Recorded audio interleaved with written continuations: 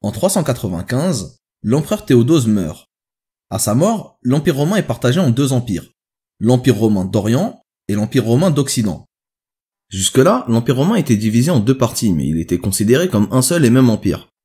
Cette fois-ci, on parle vraiment de deux empires différents, et ces deux empires auront des destins très différents. À cette époque, l'Empire d'Orient est plus ou moins stable, et l'Empire d'Occident est en pleine déliquescence.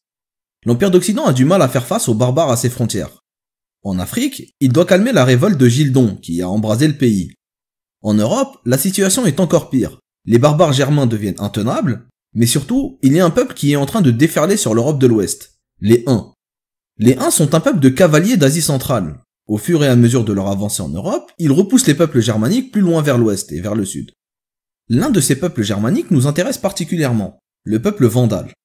Les Vandales sont un peuple originaire d'Europe du Nord, mais à cette époque-là, ils vivaient en Europe de l'Est. Ils fournissaient des mercenaires à l'Empire romain. En l'an 406, ils vont être eux aussi obligés d'aller vers l'ouest. Ils sont accompagnés des Alains, un peuple cousin. Ils traversent le Danube, le Rhin et la Gaule, puis vont se fixer en Espagne. Une partie d'entre eux se fixe au nord-ouest de l'Espagne, avec un peuple qu'on appelle les Suèves, et une autre partie d'entre eux se fixe au sud de l'Espagne. Pendant tout ce temps, l'Empire était entré en conflit avec un autre peuple germanique, avec les Visigoths. Les Visigoths vont entrer dans la ville de Rome et la mettre à sac. Et l'Empire ne peut pas contenir les Visigoths, alors il préfère s'allier à eux. Il leur donne l'autorisation de créer un royaume en Gaule et il leur demande d'aller chasser les Vandales en Espagne. Les Vandales vont perdre contre les Visigoths et ils sont quasiment décimés. Mais les survivants réussissent tout de même à consolider leur royaume dans le sud de l'Espagne. Mais bon, ce royaume est assez petit et surtout il est à la merci des Visigoths. Les Vandales ont besoin d'un nouvel espace vital. Leur destin va basculer en 429. Cette année-là, l'empereur d'Occident s'appelle Valentinien III. C'est un enfant de 10 ans, et c'est sa mère qui assure la régence, Gallia Placidia. Certains hommes politiques qui sont proches de la régente vont entrer en conflit pour le pouvoir. Le consul Flavius Félix, le général Aetius et le gouverneur de la province d'Afrique, Boniface. Une guerre va avoir lieu en Afrique entre Boniface et tous les autres. Les Vandales vont profiter de ces troubles pour entrer en Afrique. La légende dit que c'est Boniface lui-même qui les a appelés en renfort. On ne sait pas si la légende est vraie ou non, mais si c'est le cas, alors c'était la pire idée de sa vie. Les 80 000 Vandales n'avaient qu'une chose en tête, conquérir l'Afrique. Ils vont traverser le détroit de Gibraltar et déferler sur le continent. À leur arrivée sur le sol africain, les Vandales découvrent que la présence romaine est très faible et que les provinces sont délaissées. Officiellement, tout le nord du Maghreb appartient à Rome. Mais dans les faits, l'autorité romaine est présente surtout à l'est. À l'ouest, la présence romaine est limitée à quelques zones éparpillées du littoral. La plus grande partie du territoire est couverte de zones tribales, plus ou moins indépendantes. Rome laissait le pouvoir à des princes locaux, mais depuis quelque temps, les Romains ont un peu délaissé ces territoires. Les Vandales ne cherchent pas spécialement à s'emparer de ces territoires, ils se dirigent directement vers Carthage. Carthage a deux avantages. Le premier, c'est que sa région est réputée pour l'agriculture, et le deuxième est qu'elle occupe une position stratégique pour le contrôle de la Méditerranée. Boniface se réconcilie avec Placidie et tente de combattre les Vandales, mais ça ne sert à rien. L'armée romaine est trop faible. Boniface perd une bataille à Calama, l'actuelle Galma, et il part se réfugier à Hippone, à Annaba. Les Vandales vont le suivre et assiéger la ville.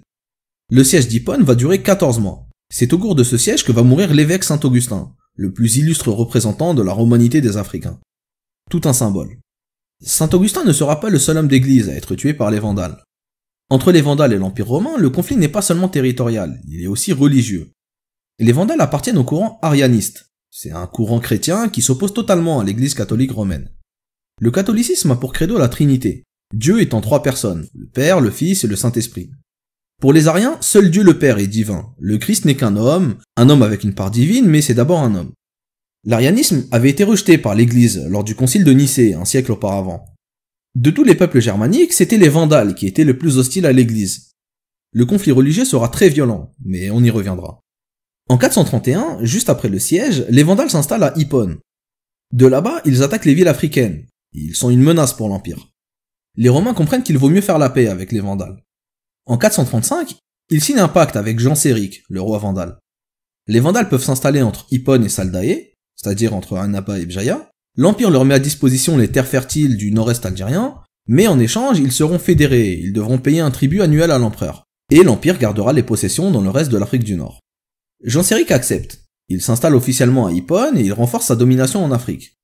Les Vandales deviennent une puissance maritime et ils démarrent des activités de piraterie. Mais bon, comme vous le savez, les traités n'engagent que ceux qui y croient. En 439, Genséric attaque Carthage et il la prend en quelques jours. L'attaque est extrêmement violente et elle a traumatisé les habitants. De là, il se dirige vers la Sicile et il tente de la prendre. L'île est sauvée par des renforts venus de l'Empire romain d'Orient, mais les Vandales établissent tout de même un bastion dans le sud-est de la Sicile, dans le port de Marsala. La zone maritime entre la Sicile et Carthage est maintenant contrôlée par les Vandales. Ils ont désormais un contrôle des allées et venues maritimes entre l'est et l'ouest de la Méditerranée. Quelques années après la prise de Carthage, en 442, l'empereur Valentinien III signe un nouveau traité de paix avec Genséric. Cette fois-ci, Genséric peut garder Carthage, le sud de la Tunisie, la Tripolitaine et une petite partie de l'est algérien. En échange, l'Empire reprend tous les territoires à l'ouest de Rusicade et de Constantine. Pour sceller cet acte de paix, la fille de Valentinien, qui est encore bébé, est promise en mariage au fils de Genséric, quand elle sera plus grande. Cet accord permet à Valentinien de calmer la menace vandale et de se lier une véritable amitié avec Genséric. Mais en réalité, c'est une catastrophe pour l'Empire.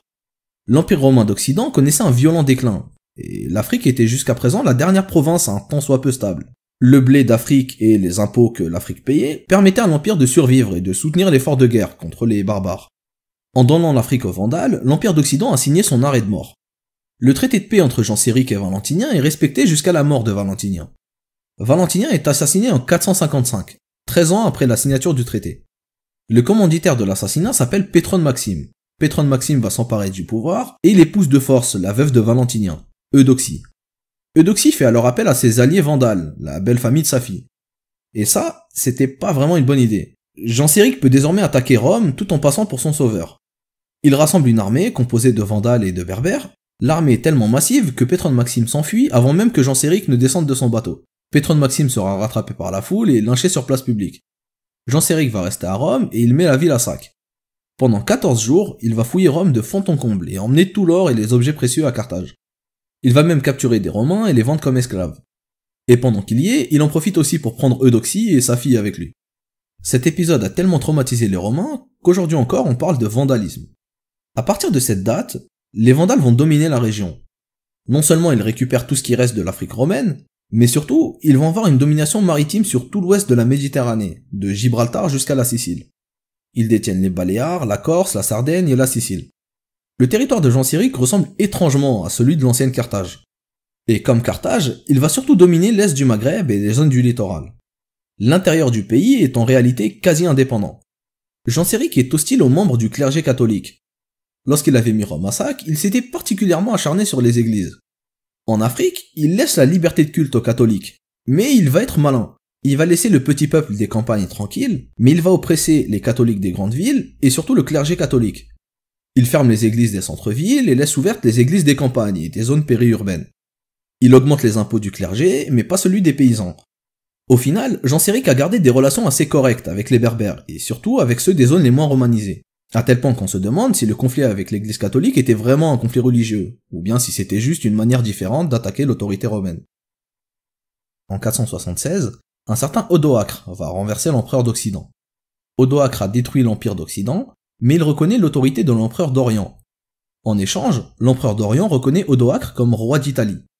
L'empereur d'Orient a maintenant autorité sur tout l'empire romain. Constantinople est désormais l'unique capitale de l'empire. Les historiens appelleront cette entité l'Empire byzantin. Mais cette appellation est un peu fallacieuse.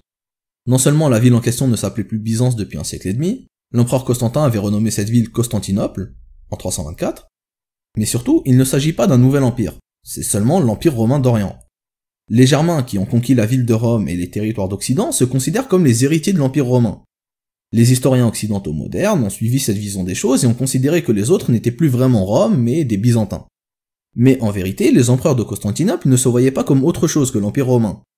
Ils n'étaient pas des héritiers de l'Empire romain, ils étaient l'Empire romain. Donc voilà, si vous entendez le mot Empire byzantin, comprenez que ce n'est pas un nouvel empire, mais simplement un terme d'historien moderne pour décrire l'Empire romain après la chute de l'Empire d'Occident. Mais revenons à notre histoire. En 476, quand Odoacre conquiert l'Italie et reconnaît le pouvoir impérial unique à l'empereur d'Orient.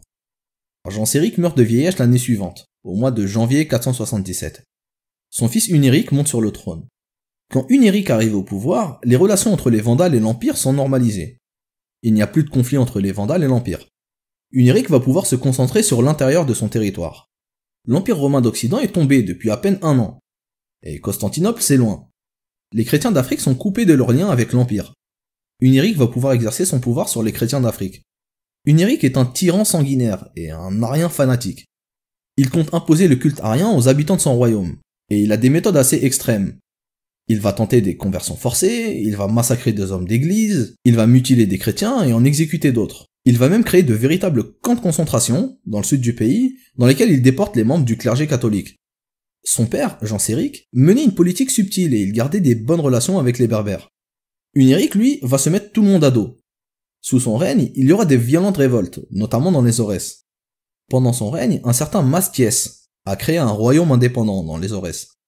Mastiès s'était donné le titre de Imperator et Dux Romanorum et Maurorum, c'est-à-dire empereur et chef des Romains et des Maures. Mastiès n'a bien sûr pas été reconnu comme empereur par l'Empire d'Orient, mais le fait qu'il réclame ce titre est une manière de signaler sa légitimité, une manière de dire que c'était lui le véritable héritier des Romains, et non pas Hunéric. Hunéric ne va régner que 7 ans, il va mourir fauché par la peste. Son règne est très court, mais il a marqué les heures les plus sombres de l'histoire des Vandales. À sa mort, ce sont ses neveux qui lui succèdent, Guntamund puis Thrasamund. Guntamund et Thrasamund vont apaiser les relations avec les catholiques. Ils instaurent une certaine liberté de culte. Mais ils tiennent quand même une politique de séparation entre les Vandales et les Africains.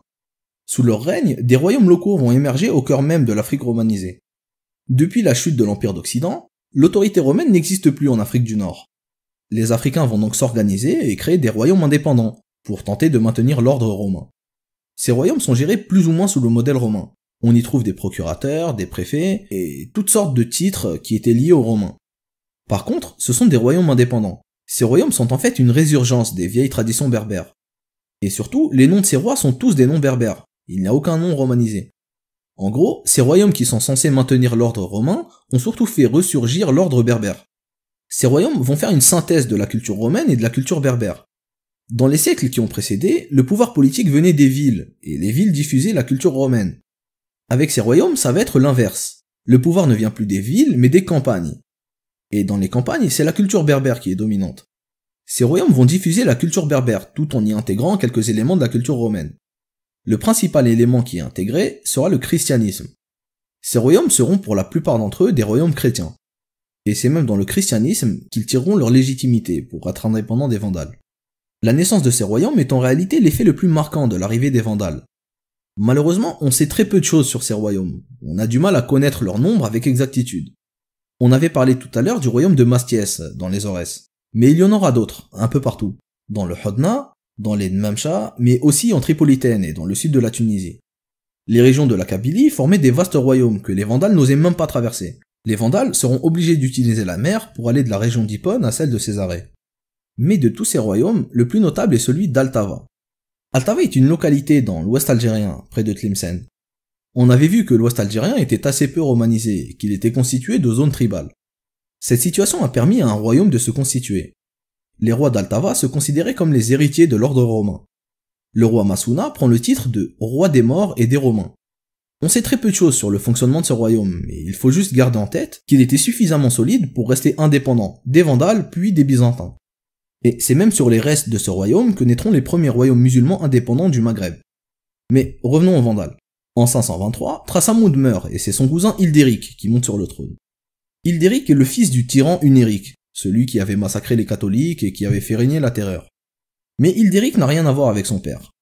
Hildéric est décrit comme un vieil homme un peu efféminé. Il avait vécu la grande partie de sa vie à la cour de Constantinople, aux côtés de l'empereur, et en plus il est à moitié romain. Sa mère était la fille de l'empereur Valentinien. Hildéric va développer des bonnes relations avec l'Empire romain.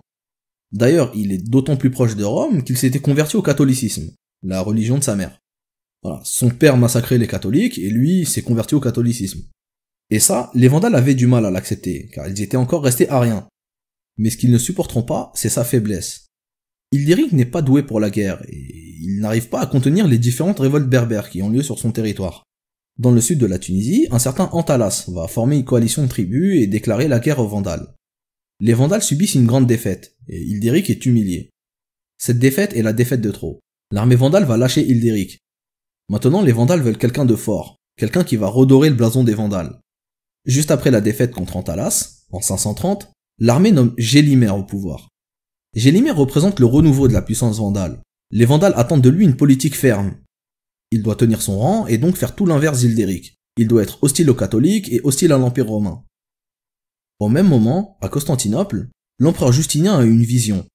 Il pense qu'il a une mission, et qu'il doit reconquérir les territoires perdus de l'Empire et faire régner la foi catholique partout. Le conflit entre Gélimer et Justinien apparaît comme une évidence. La guerre entre les Vandales et l'Empire est à nouveau déclarée. Voilà, c'est la fin de cet épisode, j'espère qu'il vous a plu. Comme d'habitude, je vous invite à commenter si vous avez des précisions ou des remarques à apporter. Et quant à moi, je vous dis au revoir et je vous donne rendez-vous pour un prochain épisode où on parlera du retour de l'Empire et de l'Afrique byzantine.